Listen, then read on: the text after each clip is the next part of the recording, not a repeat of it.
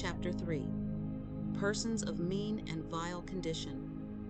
In 1676, 70 years after Virginia was founded, 100 years before it supplied leadership for the American Revolution, that colony faced a rebellion of white frontiersmen joined by slaves and servants, a rebellion so threatening that the governor had to flee the burning capital of Jamestown, and England decided to send 1,000 soldiers across the Atlantic, hoping to maintain order among 40,000 colonists.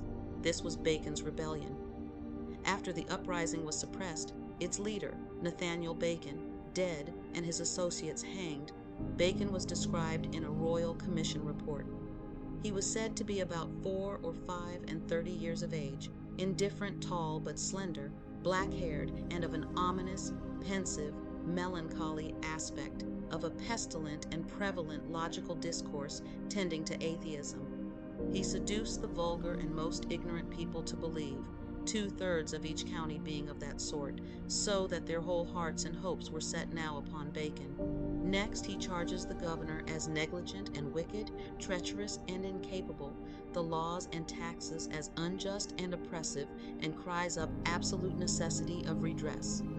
Thus, Bacon encouraged the tumult, and as the unquiet crowd follow and adhere to him, he listed them as they come in upon a large paper, writing their names circular wise, that their ringleaders might not be found out.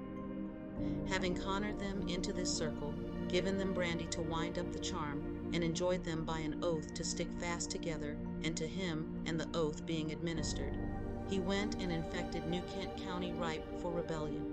Bacon's rebellion began with conflict over how to deal with the Indians, who were close by on the western frontier, constantly threatening. Whites who had been ignored when huge land grants around Jamestown were given away had gone west to find land, and there they encountered Indians. Were those frontier Virginians resentful that the politicos and landed aristocrats who controlled the colony's government in Jamestown first pushed them westward into Indian territory, and then seemed indecisive in fighting the Indians? That might explain the character of their rebellion, not easily classifiable as either anti-aristocrat or anti-Indian, because it was both. And the governor, William Berkeley, and his Jamestown crowd, were they more conciliatory to the Indians? They wooed certain of them as spies and allies. Now that they had monopolized the land in the East, could use frontier whites as a buffer and needed peace? The desperation of the government in suppressing the rebellion seemed to have a double motive, developing an Indian policy which would divide Indians in order to control them. In New England at this very time, Massasoit's son Metacom was threatening to unite Indian tribes and had done frightening damage to Puritan settlements in King Philip's War, and teaching the poor whites of Virginia that rebellion did not pay, by a show of superior force, by calling for troops from England itself, by mass hanging. Violence had escalated on the frontier before the rebellion. Some Doeg Indians took a few hogs to redress a debt, and whites, retrieving the hogs, murdered 2 Indians. The Doegs then sent out a war party to kill a white herdsman, after which a white militia company killed 24 Indians. This led to a series of Indian raids, with the Indians, outnumbered, turning to guerrilla warfare. The House of Burgesses in Jamestown declared war on the Indians, but proposed to exempt those Indians who cooperated. This seemed to anger the frontierspeople, who wanted total war, but also resented the high taxes assessed to pay for the war. Times were hard in 1676. There was genuine distress, genuine poverty. All contemporary sources speak of the great mass of people as living in severe economic straits, writes Wilcom Washburn, who, using British colonial records, has done an exhaustive study of Bacon's rebellion. It was a dry summer, ruining the corn crop, which was needed for food, and the tobacco crop, needed for export. Governor Berkeley, in his 70s, tired of holding office, wrote wearily about his situation. How miserable that man is that governs a people where 6 parts of 7 at least are poor, indebted, discontented, and armed. His phrase, 6 parts of 7, suggests the existence of an upper class not so impoverished. In fact, there was such a class already developed in Virginia. Bacon himself came from this class, had a good bit of land, and was probably more enthusiastic about killing Indians than about redressing the grievances of the poor. but he became a symbol of mass resentment against the Virginia establishment and was elected in the spring of 1676 to the House of Burgesses. When he insisted on organizing armed detachments to fight the Indians, outside official control, Berkeley proclaimed him a rebel and had him captured, whereupon 2,000 Virginians marched into Jamestown to support him. Berkeley let Bacon go in return for an apology, but Bacon went off, gathered his militia, and began raiding the Indians. Sauce. Bacon's Declaration of the People of July 1676 shows a mixture of populist resentment against the rich and frontier hatred of the Indians. It indicted the Berkeley administration for unjust taxes, for putting favorites in high positions, for monopolizing the beaver trade, and for not protecting the western farmers from the Indians. Then Bacon went out to attack the friendly Pamunkey Indians, killing 8, taking others prisoner, plundering their possessions. There is evidence that the rank and file of both Bacon's rebel army and Berkeley's official army were not as enthusiastic as their leaders. There were mass desertions on both sides, according to Washburn. In the fall, Bacon, aged 29, fell sick and died because of, as a contemporary put it, swarms of vermin that bred in his body. A minister, apparently not a sympathizer, wrote this epitaph: "Bacon is dead. I am sorry at my heart that lice and flux should take the hangman's part." The rebellion didn't last long after that. A ship armed with 30 guns cruising the York River became the base for securing order, and its captain, Thomas Grantham, used force and deception to disarm the last rebel forces. Coming upon the chief garrison of the rebellion, he found 400 armed Englishmen and Negroes, a mixture of free men, servants, and slaves. He promised to pardon everyone, to give freedom to slaves and servants, whereupon they surrendered their arms and dispersed, except for 80 Negroes and 20 English who insisted on keeping their arms. Grantham promised to take them to a garrison down the river, but when they got into the boat, he trained his big guns on them, disarmed them, and eventually delivered the slaves and servants to their masters. The remaining garrisons were overcome one by one. 23 rebel leaders were hanged. It was a complex chain of oppression in Virginia. The Indians were plundered by white frontiersmen who were taxed and controlled by the Jamestown elite. And the whole colony was being exploited by England, which bought the colonists tobacco at prices it dictated and made 100,000 pounds a year for the king. Berkeley himself, returning to England years earlier to protest the English Navigation Acts, which gave English merchants a monopoly of the colonial trade, had said, "We cannot but resent that 40,000 people should be impoverished to enrich little more than 40 merchants, who being the only buyers of our tobacco, give us what they please for it, and after it is here, sell it how they please, and indeed have 40,000 servants in us at cheaper rates than any other men have slaves." From the testimony of the governor himself, the rebellion against him had the overwhelming support of the Virginia population. A member of his council reported that the defection was almost general, and laid it to the lewd dispositions of some persons of desperate fortunes who had the vain hopes of taking the country wholly out of His Majesty's hands into their own. Another member of the governor's council, Richard Lee, noted that Bacon's rebellion had started over Indian policy, but the zealous inclination of the multitude to support Bacon was due, he said, to hopes of leveling. Leveling meant equalizing the wealth. Leveling was to be behind countless actions of poor whites against the rich in all the English colonies in the century and a half before the Revolution. The servants who joined Bacon's rebellion were part of a large underclass of miserably poor whites who came to the North American colonies from European cities whose governments were anxious to be rid of them. In England, the development of commerce and capitalism in the 1500s and 1600s, the enclosing of land for the production of wool, filled the cities with vagrant poor, and from the reign of Elizabeth on, laws were passed to punish them, imprison them in workhouses, or exile them. The Elizabethan definition of rogues and vagabonds included all persons calling themselves shawlers going about begging, all seafaring men pretending losses of their ships or goods on the sea going about the country, begging, all idle persons going about in any country, either begging or using any subtle craft or unlawful games, common players of interludes and minstrels wandering abroad, all wandering persons and common laborers being persons able in body using loitering and refusing to work for such reasonable wages as is taxed or commonly given. Such persons found begging could be stripped to the waist and whipped bloody, could be sent out of the city, sent to workhouses, or transported out of the country. In the 1600s and 1700s, by forced exile, by lures, promises, and lies, by kidnapping, by their urgent need to escape the living conditions of the home country. Poor people wanting to go to America became commodities of profit for merchants, traders, ship captains, and eventually their masters in America. Abbott Smith, in his study of indentured servitude, Colonists in Bondage, writes, "From the complex pattern of forces producing immigration to the American colonies, one stands out clearly as most powerful in causing the movement of servants. This was the pecuniary profit to be made by shipping them." After signing the indenture, in which the immigrants agreed to pay their cost of passage by working for a master for 5 or 7 years, they were often imprisoned until the ship sailed, to make sure they did not run away.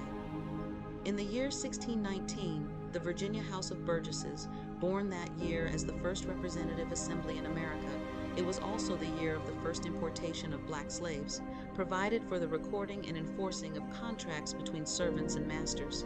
As in any contract between unequal powers, the parties appeared on paper as equals, but enforcement was far easier for master than for servant. The voyage to America lasted 8, 10, or 12 weeks, and the servants were packed into ships with the same fanatic concern for profits that marked the slave ships. If the weather was bad and the trip took too long, they ran out of food. The sloop Seaflower, leaving Belfast in 1741, was at sea 16 weeks, and when it arrived in Boston, 46 of its 106 passengers were dead of starvation, 6 of them eaten by the survivors. On another trip, 32 children died of hunger and disease and were thrown into the ocean. Gottlieb Mittelberger, a musician traveling from Germany to America around 1750, wrote about his voyage. During the journey, the ship is full of pitiful signs of distress, smells, fumes, horrors, vomiting, various kinds of seasickness, fever, dysentery, headaches, heat, constipation, boils, scurvy, cancer, mouth rot, and similar afflictions, all of them caused by the age and the high salted state of the food, especially of the meat, as well as by the very bad and filthy water. Add to all that shortage of food, hunger, thirst, frost, heat, dampness, fear, misery, vexation, and lamentation, as well as other troubles. On board our ship, on a day on which we had a great storm, a woman about to give birth and unable to deliver under the circumstances was pushed through one of the portholes into the sea. Indentured servants were bought and sold like slaves. An announcement in the Virginia Gazette, March 28, 1771, read, "Just arrived at Leedstown, the ship Justitia, with about 100 healthy servants, men, women. The sale will commence on Tuesday, the 2nd of April. Against the rosy accounts of better living standards in the Americas, one must place many others, like one immigrant's letter from America. Whoever is well off in Europe better remain there. Here is misery and distress, same as everywhere, and for certain persons in conditions incomparably more than in Europe." Beatings and whippings were common. Servant women were raped. One observer testified, "I have seen an overseer beat a servant with a cane about the head till the blood has followed, for a fault that is not worth the speaking of." The Maryland court records showed many servant suicides. In 1671, Governor Berkeley of Virginia reported that in previous years, 4 of 5 servants died of disease after their arrival. Many were poor children, gathered up by the hundreds on the streets of English cities and sent to Virginia to work. The master tried to control completely the sexual lives of the servants. It was in his economic interest to keep women servants from marrying or from having sexual relations, because childbearing would interfere with work. Benjamin Franklin, writing as Poor Richard in 1736, gave advice to his readers. "Let thy maidservant be faithful, strong, and homely. Servants could not marry without permission, could be separated from their families, could be whipped for various offenses. Pennsylvania law in the 17th century said that marriage of servants without the consent of the masters shall be proceeded against as for adultery or fornication, and children to be reputed as bastards. Although colonial laws existed to stop excesses against servants, they were not very well enforced. We learn from Richard Morris's comprehensive study of early court records in government and labor in early America. Servants did not participate in juries, masters did. And being propertyless, servants did not vote. In 1666, a New England court accused a couple of the death of a servant after the mistress had cut off the servant's toes. The jury voted acquittal. In Virginia in the 1660s, a master was convicted of raping 2 women servants. He also was known to beat his own wife and children. He had whipped and chained another servant until he died. The master was berated by the court, but specifically cleared on the rape charge, despite overwhelming evidence. Sometimes servants organized rebellions, but one did not find on the mainland the kind of large-scale conspiracies of servants that existed, for instance, in Barbados in the West Indies. Abbott Smith suggests this was because there was more chance of success on a small island. However, in York County, Virginia in 1661, a servant named Isaac Friend proposed to another, after much dissatisfaction with the food, that they get a matter of 40 of them together and get guns, and he would be the first and lead them and cry as they went along, who would be for liberty and free from bondage, and that there would enough come to them, and they would go through the country and kill those that made any opposition, and that they would either be free or die for it. The scheme was never carried out, but 2 years later, in Gloucester County, servants again planned a general uprising. One of them gave the plot away, and 4 were executed. The informer was given his freedom and 5,000 pounds of tobacco. Despite the rarity of servants' rebellions, the threat was always there, and masters were fearful. Finding their situation intolerable and rebellion impractical in an increasingly organized society, servants reacted in individual ways. The files of the county courts in New England show that one servant struck at his master with a pitchfork. An apprentice servant was accused of laying violent hands upon his master and throwing him down twice and fetching blood of him, threatening to break his neck, running at his face with a chair.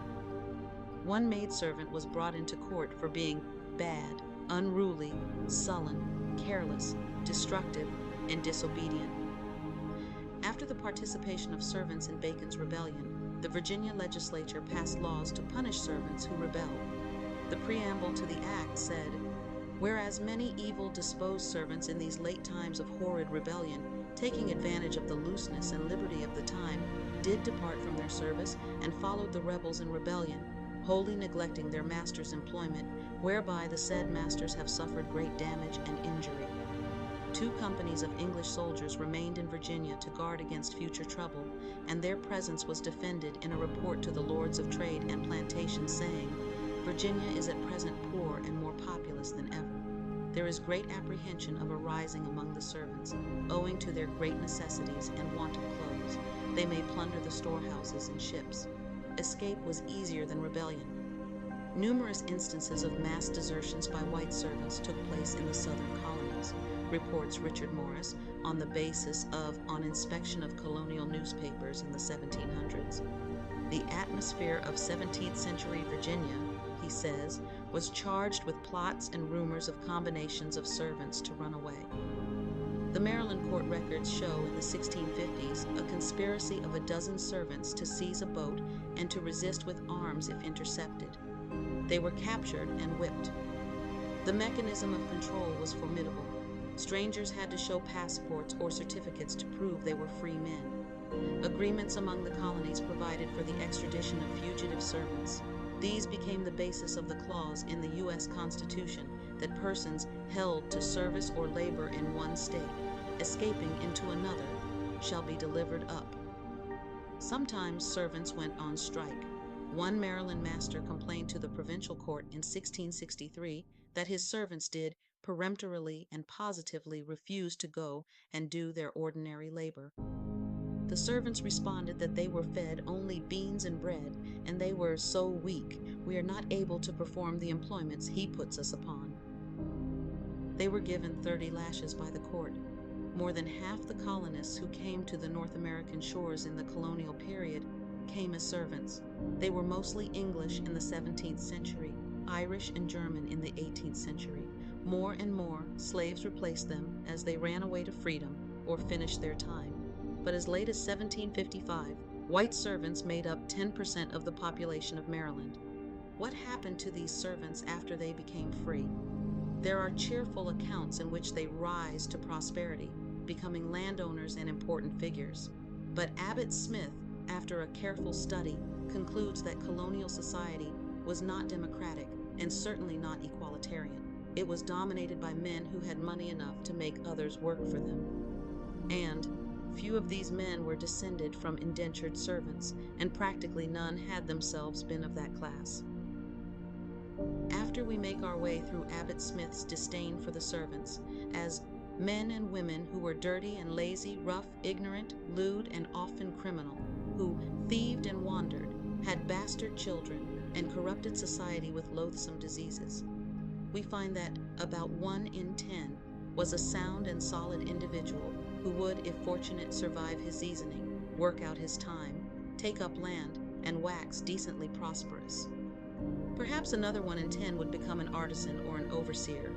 The rest, 80%, who were certainly shiftless, hopeless, ruined individuals, either died during their servitude, returned to England after it was over, or became poor whites. Smith's conclusion is supported by a more recent study of servants in 17th century Maryland, where it was found that the first batches of servants became landowners and politically active in the colony, but by the second half of the century, more than half the servants, even after 10 years of freedom, remained landless. Servants became tenants, providing cheap labor for the large planters both during and after their servitude. It seems quite clear that class lines hardened through the colonial period. The distinction between rich and poor became sharper. By 1700, there were 50 rich families in Virginia, with wealth equivalent to 50,000 pounds, a huge sum those days, who lived off the labor of black slaves and white servants, owned the plantations, sat on the governor's council, served as local magistrates. In Maryland, the settlers were ruled by a proprietor whose right of total control over the colony had been granted by the English king. Between 1650 and 1689, there were 5 revolts against the proprietor.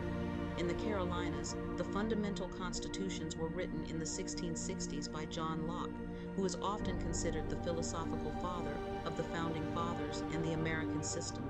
Locke's constitution set up a feudal-type aristocracy in which 8 barons would own 40% of the colony's land, and only a baron could be governor. When the Crown took direct control of North Carolina, after a rebellion against the land arrangements, rich speculators seized 500,000 acres for themselves, monopolizing the good farming land near the coast. Poor people, desperate for land, squatted on bits of farmland and fought all through the pre-revolutionary period against the landlord's attempts to collect rent. Carl Breidenbaugh's study of colonial cities in the wilderness, reveals a clear-cut class system. He finds the leaders of early Boston were gentlemen of considerable wealth who, in association with the clergy, eagerly sought to preserve in America the social arrangements of the mother country. By means of their control of trade and commerce, by their political domination of the inhabitants through church and town meeting, and by careful marriage alliances among themselves, members of this little oligarchy laid the foundations for an aristocratic class in 17th century Boston. At the very start of the Massachusetts Bay Colony in 1630, the governor, John Winthrop, had declared the philosophy of the rulers. In all times, some must be rich, some poor, some high and eminent in power and dignity, others mean and in subjection. Rich merchants erected mansions, persons of quality traveled in coaches or sedan chairs, had their portraits painted, wore periwigs, and filled themselves with rich food and Madeira. A petition came from the town of Deerfield in 1678 to the Massachusetts General Court. You may be pleased to know that the very principal and best of the land, the best for soil, the best for situation, as laying an eye center and middle of the town, and as to quantity, near half, belongs unto 8 or 9 proprietors. In Newport, Rhode Island, Breidenbaugh found, as in Boston, that the town meetings, while ostensibly democratic, were in reality controlled year after year by the same group of merchant aristocrats who secured most of the important offices. A contemporary described the Newport merchants as men in flaming scarlet coats and waistcoats, laced and fringed with brightest glaring yellow. The sly Quakers, not venturing on these charming coats and waistcoats, yet loving finery, figured away with plate on their sideboards. The New York aristocracy was the most ostentatious of all. Breidenbaugh tells of window hangings of camlet, Japan tables, gold-framed looking glasses, spinets, and massive 8-day clocks, richly carved furniture, jewels and silver plate, black house servants. New York in the colonial period was like a feudal kingdom. The Dutch had set up a patronship system along the Hudson River, with enormous landed estates where the barons controlled completely the lives of their tenants. In 1689, many of the grievances of the poor were mixed up in the farmers' revolt of Jacob Leisler and his group. Leisler was hanged, and the parceling out of huge estates continued. Under Governor Benjamin Fletcher, 3/4 of the land in New York was granted to about 30 people. He gave a friend 500,000 acres for a token annual payment of 30 shillings. Under Lord Cornbury in the early 1700s, one grant to a group of speculators was for 2 million acres. In 1700, New York City church wardens had asked for funds from the Common Council because the cries of the poor and impotent for want of relief are extremely grievous. In the 1730s, demand began to grow for institutions to contain the many beggarly people daily suffered to wander about the streets. A city council resolution read, "Whereas the necessity, number, and continual increase of the poor within this city is very great, and frequently commit divers misdemeanors within the said city, who living idly and unemployed become debauched and instructed in the practice of thievery and debauchery, for remedy whereof, resolve that there be forthwith built a good, strong, and convenient house and tenement." The 2-story brick structure was called Poorhouse, Workhouse, and House of Correction. A letter to Peter Zenger's New York Journal in 1737 described the poor street urchin of New York as an object in human shape, half starved with cold, with clothes out at the elbows, knees through the breeches, hair standing on end. From the age about 4 to 14, they spend their days in the streets. Then they are put out as apprentices, perhaps 4, 5, or 6 years. The colonies grew fast in the 1700s. English settlers were joined by Scotch, Irish, and German immigrants. Black slaves were pouring in. They were 8% of the population in 1690, 21% in 1770. The population of the colonies was 250,000 in 1700, 1,600,000 by 1760. Agriculture was growing. Small manufacturing was developing. Shipping and trading were expanding. The big cities, Boston, New York, Philadelphia, Charleston, were doubling and tripling in size. Through all that growth, the upper class was getting most of the benefits and monopolized political power.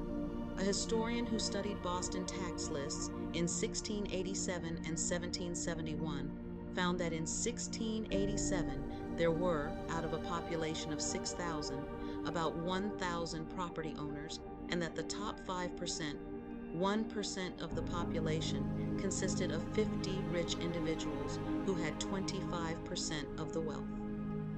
By 1770, the top 1% of property owners owned 44% of the wealth.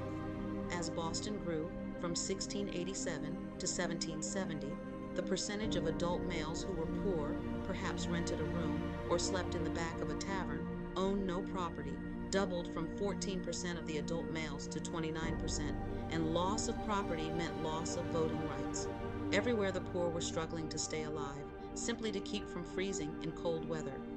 All the cities built poorhouses in the 1730s, not just for old people, widows, crippled, and orphans, but for unemployed, war veterans, new immigrants. In New York, at mid-century, the city almshouse, built for 100 poor, was housing over 400. A Philadelphia citizen wrote in 1748, "It is remarkable what an increase of the number of beggars there is about this town this winter." In 1757, Boston officials spoke of a great number of poor who can scarcely procure from day-to-day daily bread for themselves and families. Kenneth Lockridge, in From Day-to-Day Daily Bread for Themselves and Families.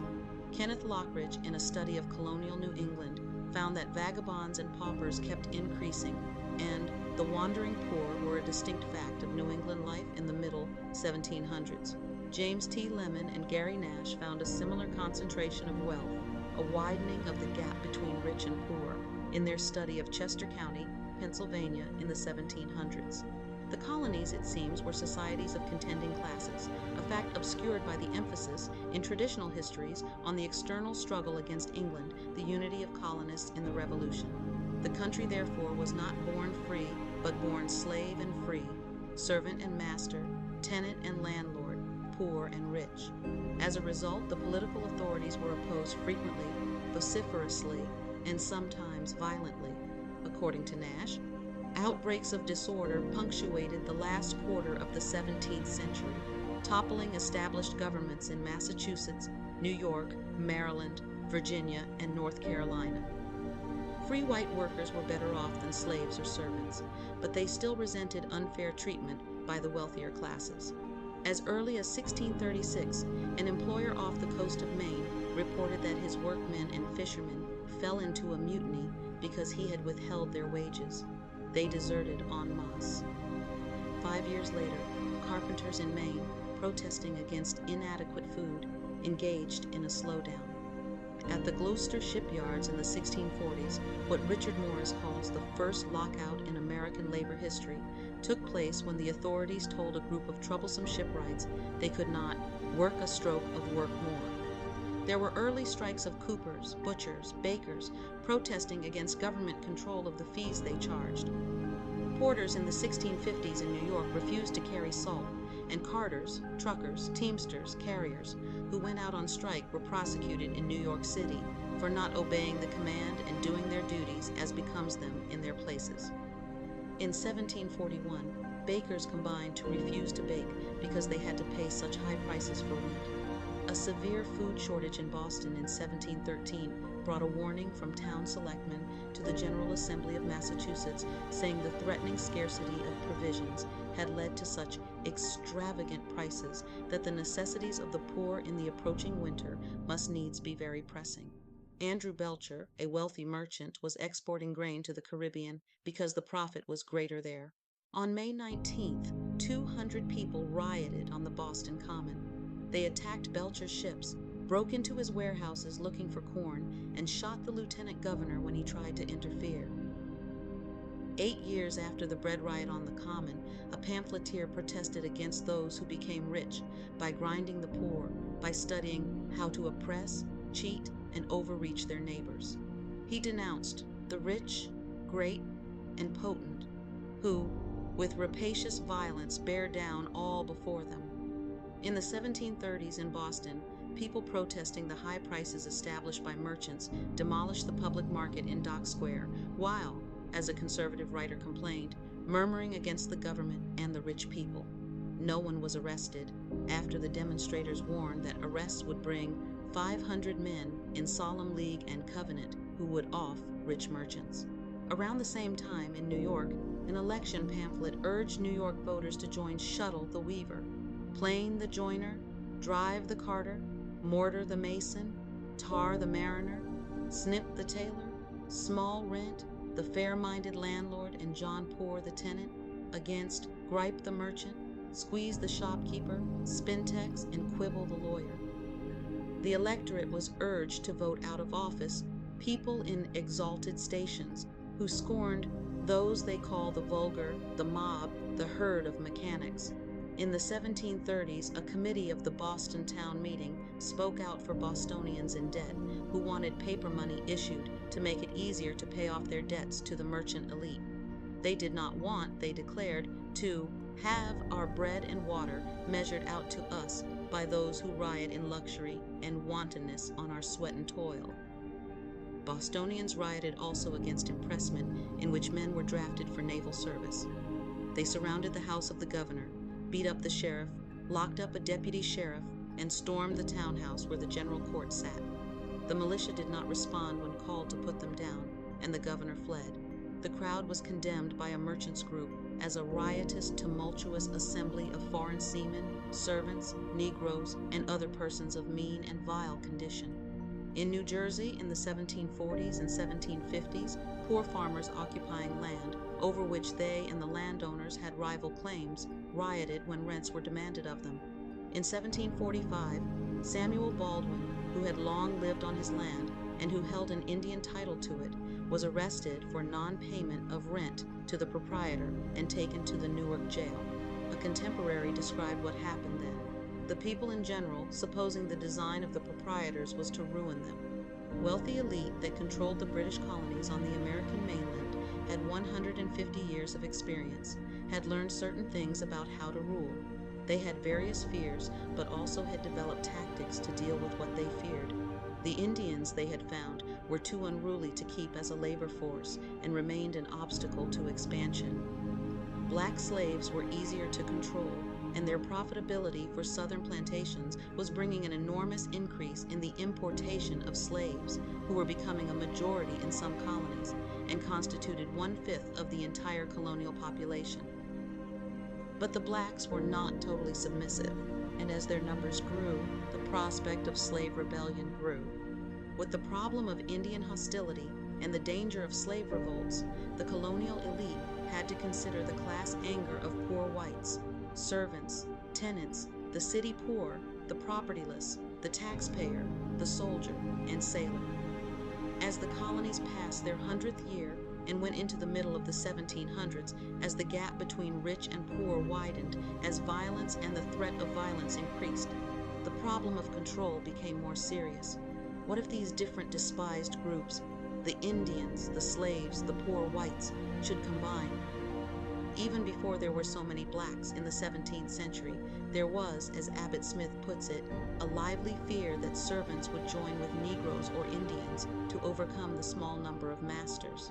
There was little chance that whites and Indians would combine in North America as they were doing in South and Central America, where the shortage of women and the use of Indians on the plantations led to daily contact.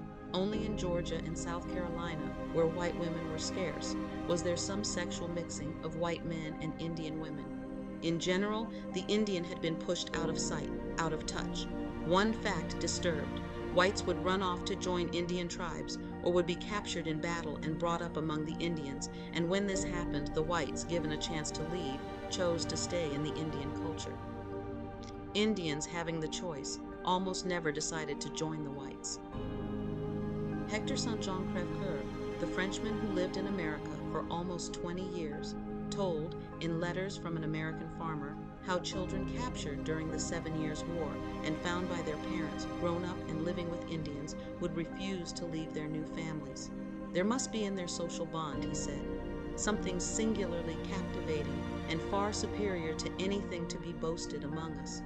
For thousands of Europeans are Indians, and we have no examples of even one of those aborigines having from choice become Europeans. But this affected few people. In general, the Indian was kept at a distance, and the colonial officialdom had found a way of alleviating the danger.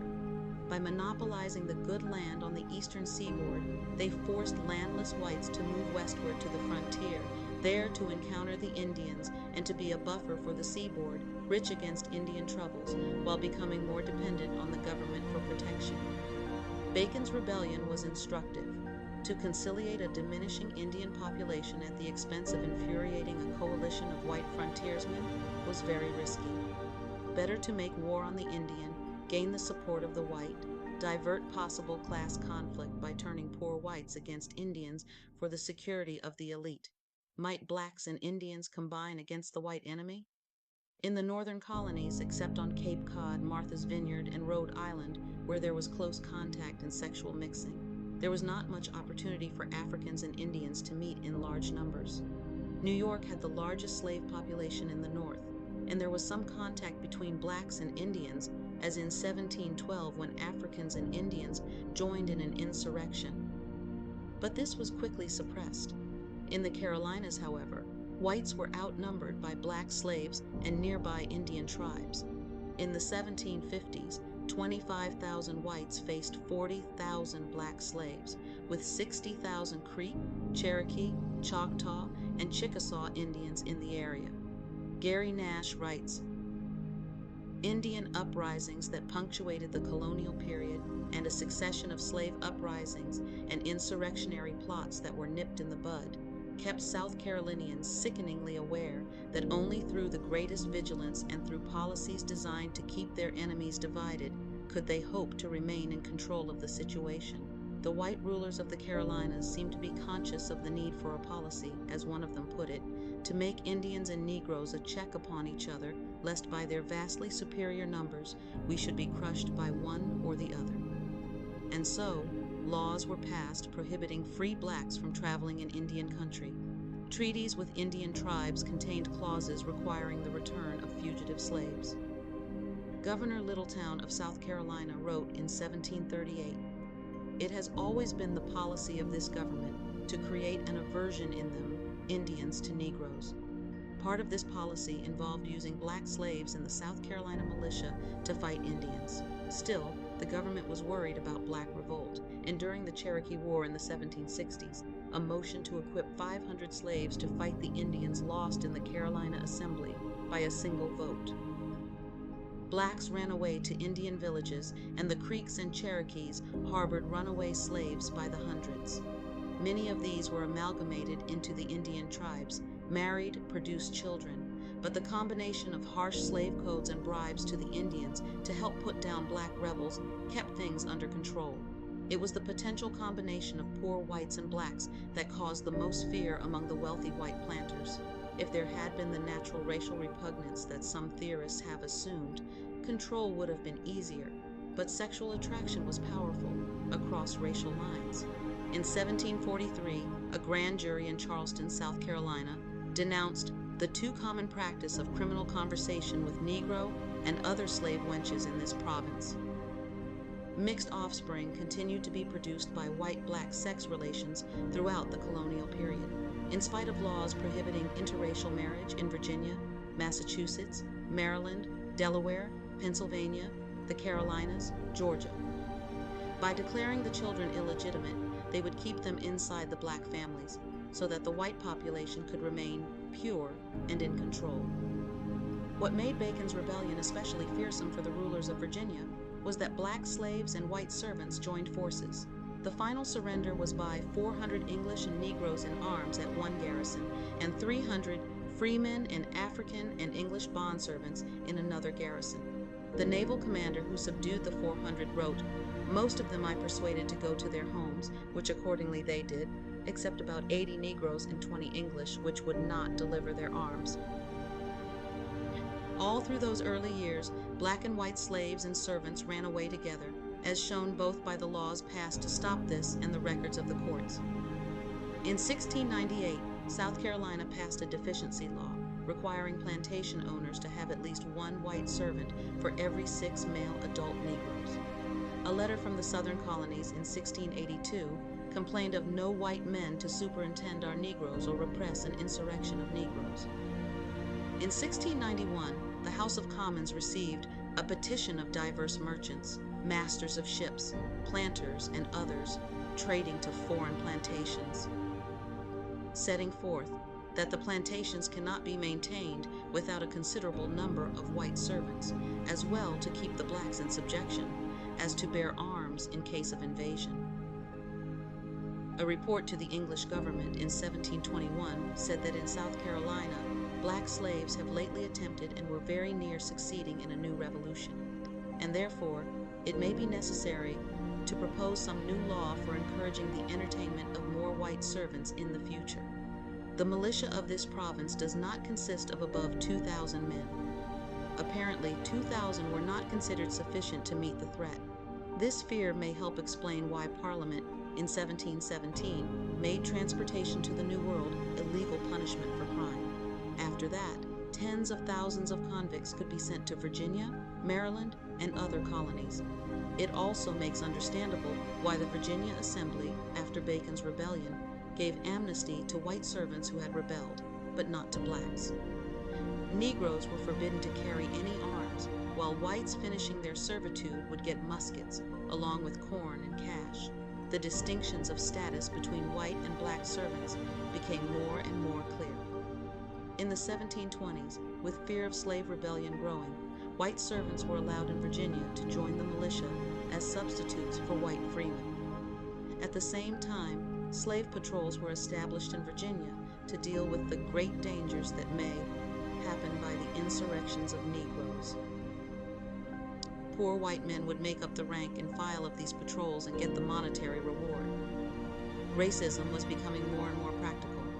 Edmund Morgan, on the basis of his careful study of slavery in Virginia, sees racism not as natural to black-white difference, but something coming out of class scorn, a realistic device for control. If freemen with disappointed hopes should make common cause with slaves of desperate hope, the results might be worse than anything Bacon had done. The answer to the problem, obvious if unspoken and only gradually recognized, was racism, to separate dangerous free whites from dangerous black slaves by a screen of racial contempt. There was still another control which became handy as the colonies grew, and which had crucial consequences for the continued rule of the elite throughout American history. Along with the very rich and the very poor, there developed a white middle class of small planters, independent farmers, city artisans, who, given small rewards for joining forces with merchants and planters, would be a solid buffer against black slaves, frontier Indians, and very poor whites. The growing cities generated more skilled workers, and the governments cultivated the support of white mechanics by protecting them from the competition of both slaves and free Negroes. As early as 1686, the council in New York ordered that no Negro or slave be suffered to work on the bridge as a porter, about any goods either imported or exported from or into this city. In the southern towns, too, white craftsmen and traders were protected from Negro competition. In 1764, the South Carolina legislature prohibited Charleston masters from employing Negroes or other slaves as mechanics or in handicraft trades. Middle-class Americans might be invited to join a new elite by a tax against the corruption of the established rich. The New Yorker Cadwallader Golden, in his address to the freeholders in 1747, attacked the wealthy as tax dodgers, unconcerned with the welfare of others, although he himself was wealthy, and spoke for the honesty and dependability of the middling rank of mankind in whom citizens could best trust our liberty and property. This was to become a critically important rhetorical device for the rule of the few, who would speak to the many of our liberty, our property, our country. Similarly, in Boston, the rich James Otis could appeal to the Boston middle class by attacking the Tory Thomas Hutchinson. James Henretta has shown that while it was the rich who ruled Boston, there were political jobs available for the moderately well-off, as cullers of staves, measurer of coal baskets, fence viewer.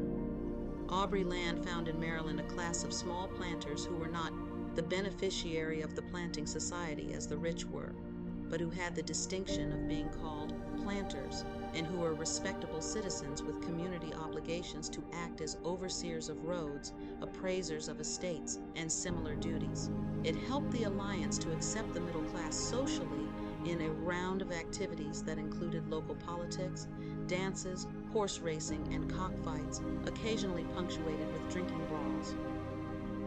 The Pennsylvania Journal wrote in 1756, "The people of this province are generally of the middling sort, and at present pretty much upon a level. They are chiefly industrious farmers, artificers, or men in trade. They enjoy and are fond of freedom, and the meanest among them thinks he has a right to civility from the greatest." Indeed, there was a substantial middle class fitting that description. To call them the people was to omit black slaves, white servants, displaced Indians, and the term middle class concealed a fact long true about this country, that, as Richard Hofstadter said, it was a middle-class society governed for the most part by its upper classes, Those upper classes to rule needed to make concessions to the middle class without damage to their own wealth or power at the expense of slaves, Indians, and poor whites. This bought loyalty, and to bind that loyalty with something more powerful even than material advantage, the ruling group found in the 1760s and 1770s a wonderfully useful device. That device was the language of liberty and equality, which could unite just enough whites to fight a revolution against England without ending either slavery or inequality.